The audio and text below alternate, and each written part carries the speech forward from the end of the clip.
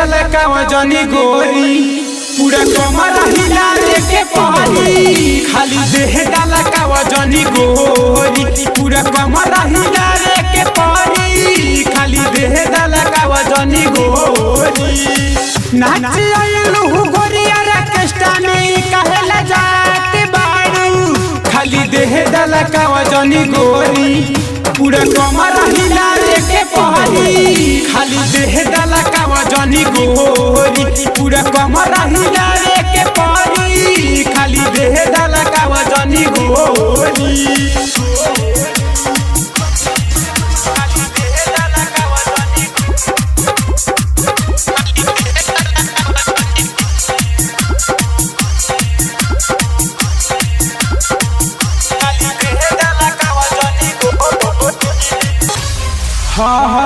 छपरा न चलू बलिया न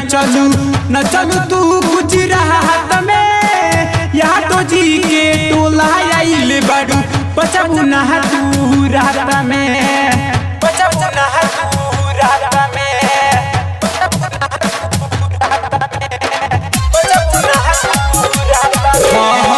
छपरा न चलू बलिया न चलू तू गुजरात में यहाँ तो जी के टोला आइल बाड़ू बचबू ना तू रात में चाहते हब ता सुनो गोरी हम झर दे हब तोरे गरमी चाहते हब ता सुनो गोरी हम झर दे हब तोरे गरमी खाली देह दल का वजनी गोरी पूरा कमर हिला के पहरी खाली देह दल का वजनी गोरी पूरा कमर हिला के पहरी खाली देह दल का वजनी गोरी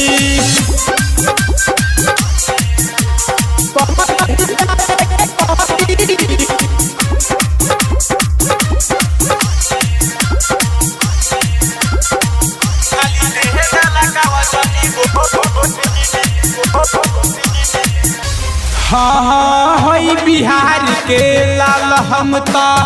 महचंदन राजा हो तोहरा जैसन के तनहा जने के बनी बजवले बाजा हो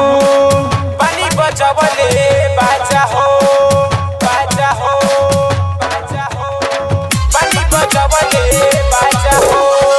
हई बिहार के लाल हम ता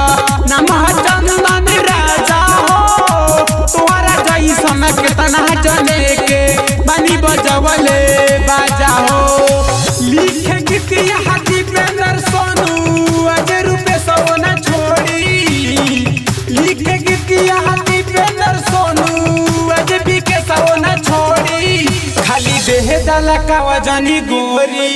पूरे कमर हिला के पहरी खाली देह दल का वजनी गोरी पूरे कमर हिला के पहरी खाली देह दल का वजनी गोरी रिकॉर्डिंग स्टूडियो